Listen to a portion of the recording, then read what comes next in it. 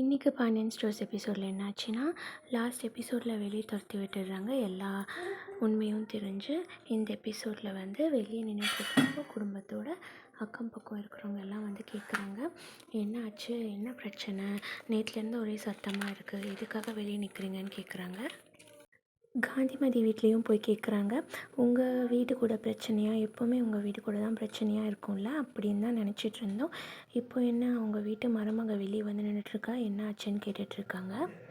அதுக்கு மயிலோட அம்மா, எங்கள் பொண்ணை இந்த வீட்டில் கட்டி கொடுத்தேன், இந்த வீட்டுக்காரங்க எல்லாம் சேர்ந்து இதில் கழுத்தை பிடிச்சி வெளியே தள்ளிட்டாங்க, என் பொண்ணோட வாழ்க்கையே போச்சுன்னு சொல்லி இல்லாததையும் பொல்லாததையும் உங்ககிட்ட சொல்லிகிட்ருக்காங்க.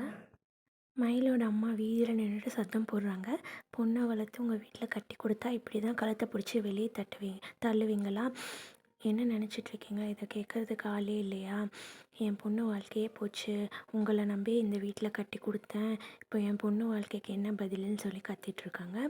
இதை பார்த்துட்டு கோமதியோட சின்ன அண்ணன் வந்துடுறாரு, என்ன பிரச்சனைன்னு கேட்குறாரு. அவங்க வீட்டு பிரச்சனையில் தலையிடாதுன்னு சொல்லி காந்திமதி சொல்கிறாங்க. இல்லை வீதியில் வந்துடுச்சு, இது அவங்க வீட்டு பிரச்சனை இல்லை, என்னன்னு சொல்லுங்கன்னு கேட்குறாங்க. மயிலோட அம்மா என் பொண்ணை ரொம்ப கொடுமைப்படுத்துகிறாங்க இந்த வீட்டில், எங்களை காலையில் ஃபோன் பண்ணி வர சொன்னாங்க, வந்தால் எங்கள் பொண்ணையும் எங்களையும் சேர்த்து வீட்டை விட்டு வெளியே அனுப்பிச்சிட்டாங்க, என்னன்னே தெரியல, நாங்கள் ஒன்றுமே பண்ணல, நான் இவங்க கடையிலலாம் போய் மாடாக உழைச்சிருக்கேன், எங்களை மரியாதை இல்லாமல் நடத்துகிறாங்கன்னு சொல்லி இல்லாததையும் பொல்லாததையும் சொல்லிகிட்ருக்காங்க. ஊரில் எல்லோரும் சொன்னாங்க நல்ல குடும்பம், அதை நம்பி கட்டி கொடுத்தேன், இப்போ என் பொண்ணோட வாழ்க்கையே போச்சுன்னு சொல்லி மயிலோட அம்மா புலம்பிகிட்ருக்காங்க. எல்லார்கிட்டையும் கேட்டுங்க, எதிர் வீட்டில் எங்ககிட்ட கேட்கலையா இவங்க லட்சணத்தை பற்றின்னு அவங்க அண்ணா சொல்கிறாங்க. மயிலோட அம்மா வெளியே நின்று சாபம் கொடுக்குறாங்க, நீங்கள் நல்லாவே இருக்க மாட்டீங்க, என் பொண்ணு வாழ்க்கை இப்படி நாசம் பண்ணிட்டீங்க, நீங்கள் குடும்பத்தோடு நல்லாவே இருக்க மாட்டீங்கன்னு சொல்லி வயிறறிஞ்சு சொல்கிறேன்னு சாபம் கொடுத்துட்ருக்காங்க. இதை பார்த்து கோமதி, நான் வெளியே போகிறேங்க, அந்த அம்மா ஏதேதோ சொல்லிகிட்ருக்காங்க, நான் கேட்குறேன்னு சொல்கிறாங்க. பாண்டியன் போகாதன்னு சொல்லி தடுத்துட்ருக்காங்க. ஆம்பளை புள்ள பெற்றா உங்களுக்கெல்லாம் கொம்பு முளைச்சிருச்சா, என் பொண்ணு வாழ்க்கையை காப்பாற்றுறதுக்கு நான் எந்த எல்லைக்கு வேணாலும் போவேன், இருங்க உங்களை குடும்பத்தோடு என்ன பண்ணுறேன்னு பாருங்கன்னு சொல்லி மிரட்டிகிட்டு இருக்காங்க வீதியில் நின்று. பொண்ணு உங்கள் வீட்டில் வாழ்ந்ததுக்கு என்ன பதிலுன்னு சொல்லி மயிலோட அம்மா வெளியே நின்று கத்திகிட்ருக்காங்க. அப்போது கோமதியோட அண்ணா பேசுகிறாரு, ஏம்மா இங்கே நின்று கத்துற, எங்கே கத்தணுமோ அங்கே போய் கத்து, உன் கத்தலுக்கெல்லாம் பதில் கிடைக்கும்னு சொல்கிறாரு. என்ன சொல்கிறீங்க எனக்கு புரியலன்னு கேட்குறாங்க. நீ இங்கே கத்துறதை அப்படியே போய் போலீஸ் ஸ்டேஷனில் சொல்லு, என் பொண்ணை கட்டி கொடுத்த வீட்டில் நான் போட்ட வரதட்சணை பவுன் பத்தலைன்னு சொல்லி இன்னும் வாங்கிட்டு வர சொல்லி கேட்குறாங்கன்னு சொல்லு, இதை நீ வெளியே போய் சொன்னால் தான் உன் பொண்ணோட வாழ்க்கைக்கு பதில் கிடைக்குன்னு சொல்கிறாங்க. இப்போ தான் எனக்கு புரியுது, பாண்டியன் எப்படி 10க்கு 10 கடை வச்சுட்டு இவ்வளோ பெரிய குடும்பத்துக்கு சோறு போடுறான்னு யோசிச்சுட்டு இருந்தேன். ஒரு மருமகளை டியூஷனுக்கு அனுப்புகிறான், இன்னொரு மருமகளை அரசாங்க உத்தியோகத்துக்கு அனுப்புகிறான், இப்போ பாருங்கள் இன்னொரு மருமக, அதான் உங்கள் பொண்ணு உங்கள் வீட்டில் இருக்கிற காசெல்லாம் பிடுங்கிட்டு வர சொல்கிறான் வரதட்சணைங்கிற பேரில். அப்போ தானே குடும்பமாக உட்காந்து மூக்கு பிடிக்க தின்ன முடியும், கொஞ்சம் கூட வெக்கமே இல்லை, மானங்கிட்ட குடும்பம் போலன்னு சொல்லி கோமதியோட அண்ணா மயிலோட அம்மா கிட்டே ஏற்றி விட்டுட்ருக்காரு. என்ன பாண்டியன் இப்படி அடுத்தவங்க காசில் போய் உட்காந்து சாப்பிட்றதுக்கு நாண்டுக்கிட்டு தொங்குங்கன்னு சொல்லி அவர் அண்ணா கத்துறாரு வெளியே இருந்து. இதெல்லாம் பார்த்துட்டு காந்திமதி, டேய் சும்மா இருடா, உனக்கு எதுக்குடா வீண் பிரச்சனை, எதுக்கும் நீ தலையிடுற, அவங்க வீட்டு பிரச்சனையில் நீ தலையிடாதன்னு சொல்லி காந்திமதி தடுக்குறாங்க. என்ன பண்ணுறம்மா, நேராக போலீஸ் ஸ்டேஷன் போய் என் பொண்ணை வரதட்சணை கேட்டு கொடுமைப்படுத்துகிறாங்க, வீட்டை விட்டு வெளியே அனுப்பிச்சிட்டாங்கன்னு சொல்லி ஒரு கம்ப்ளைண்ட் பண்ணு, எனக்கு தெரிஞ்ச இன்ஸ்பெக்டர் தான் இருக்காங்க, மற்றதெல்லாம் நான் பார்த்துக்கிறேன்னு சொல்கிறாங்க. அப்போ கூட உங்கள் அண்ணாவும் அம்மாவும் தடுக்கிறாங்க, உனக்கு எதுக்குடா தேவையில்லாத வேலை, இங்கே வான்னு சொல்லி தடுக்கிறாங்க. அவர் கேட்க மாட்டேங்கிறாரு. இதெல்லாம் உள்ளே இருந்து பாண்டியன் அவங்க குடும்பமும் கேட்டு கொந்தளிக்கிறாங்க. அவங்களால பொறுக்கவே முடியல, என்ன இந்த அம்மா இல்லாததையும் பொல்லாததையும் சொல்லி அவங்கள ஏற்றி விடுறாங்க. பதிலுக்கு அவங்க போலீஸ் ஸ்டேஷனில் போய் கம்ப்ளைண்ட் பண்ணுன்னு சொல்கிறாங்க. என்ன நடக்குதுன்னு சொல்லி பாண்டியனுக்கு கோவம் வந்துடுது. அவரால் முடியாமல் அவர் வெளியே போகிறாரு. பாண்டியனை உள்ளே வச்சு முட்டிக்கு முட்டி தட்டணுன்னு வெறியோடு இருக்கார் கோமதியோட அண்ணா.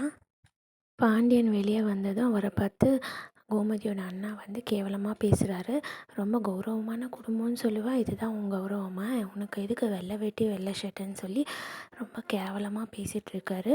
அப்போது பாண்டியனால் பொறுக்க முடியல பார்த்து, அதனால் பாண்டியன் கோமதியோட அண்ணா நெஞ்சிலேயே எட்டி உதச்சிடுறாரு. அவங்க அண்ணா கீழே போய் விழுந்துடுறாங்க. இதை பார்த்து 2 குடும்பத்துக்கும் சண்டை வந்துடுது. கோமதியோட பெரிய அண்ணாவும் வந்துடுறாங்க. என் தம்பியை எதுக்கு எட்டி உதைச்சேன்னு சொல்லி அவரும் சண்டைக்கு வராரு பாண்டியன்கிட்ட. 2 குடும்பத்துக்குமே மோதலாயிடுது. எங்கள் குடும்பத்து பிரச்சனையில் நீங்கள் எதுக்கு தலையிடுறீங்க? இது எங்கள் குடும்பத்து பிரச்சனை, நீங்கள் தலையிடாதீங்க, எரியிற நெருப்பில் எண்ணெய் ஊற்றாதீங்கன்னு சொல்லி எல்லாரும் பேசுகிறாங்க. கோமதி சொல்கிறாங்க, எங்கள் அண்ணன் பேசின வாய்க்கு இது தேவை தான், அவருக்கு அவசியம்தான் சொல்கிறாரு. காந்திமதி வந்து 2 குடும்பத்துக்கும் நடுவில் நின்று சண்டையை சமாதானப்படுத்துகிறாங்க.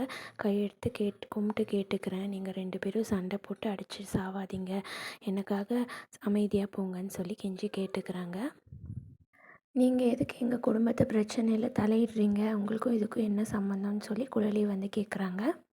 கோமதியோட சின்னண்ணா, என்னையே நீ ஏற்றி உடைச்சிட்டல, இரு உன்னை வந்து போலீஸில் கம்பி எண்ணெய் வைக்கிறேன்னு சொல்லி பாண்டியனை சொல்கிறாங்க. குமாரும் அவங்க அப்பா கூட சேர்ந்து, ஆமாம் உன்னை உள்ளே தள்ளுறேன் பாருன்னு பாண்டியனை பார்த்து சொல்கிறாரு. அதுக்கு உள்ளே இருக்க வேண்டியது நீ தாண்டான்னு சொல்லி கதிர் குமாரை பார்த்து கத்துறாரு.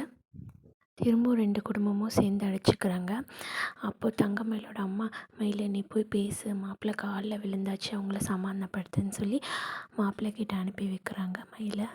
மயில் போய் சமாதானப்படுத்துகிறாங்க சரவணனை. மாமா என்னை மன்னிச்சிடுங்க, இனிமேல் நான் அந்த மாதிரி பண்ண மாட்டேன், என்னை மன்னிச்சிடுங்க மாமா அப்படின்னு சொல்கிறாங்க. சரவணன் கத்திடுறாரு, போயிடு மயிலன்னு சொல்லி கத்துறாங்க. அப்போ எல்லோரும் சைலண்ட் ஆகிடுறாங்க. இப்போ குழலி வந்து எல்லோரும் முன்னாடியும் உண்மையை சொல்கிறாங்க.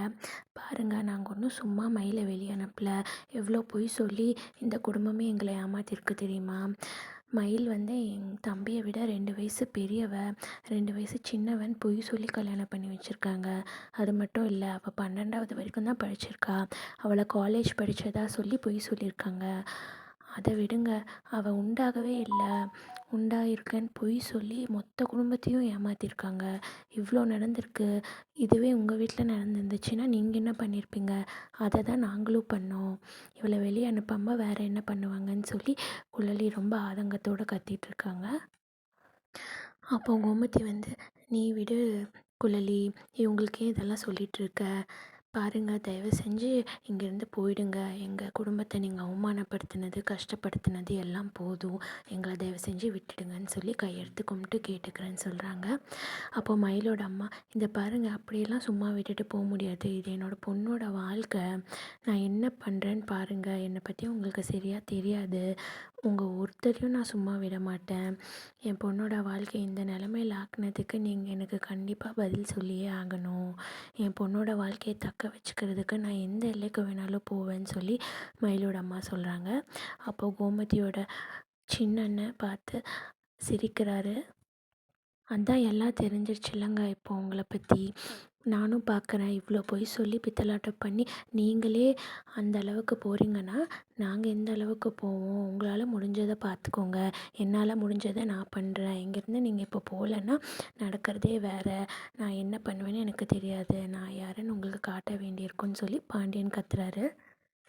இப்போ வேறு வழி இல்லாமல் நாங்கள் இங்கேருந்து போகிறோம், ஆனால் இதுக்கு எல்லோரும் நீங்கள் கண்டிப்பாக பதில் சொல்லியே தான் ஆகணும், நாங்கள் சிந்தின ஒவ்வொரு கண்ணீருக்கும் நீங்கள் மொத்த குடும்பமே பதில் சொல்லி தான் ஆகணும், உங்களை எங்கே வச்சு பார்த்துக்கணுமோ நான் அங்கே வச்சு பார்த்துக்கிறேன், இப்போது நான் மயிலை கூட்டிகிட்டு போகிறேன்னு சொல்லி மயிலோட அம்மா கிளம்புறாங்க மயிலை கூட்டிகிட்டு.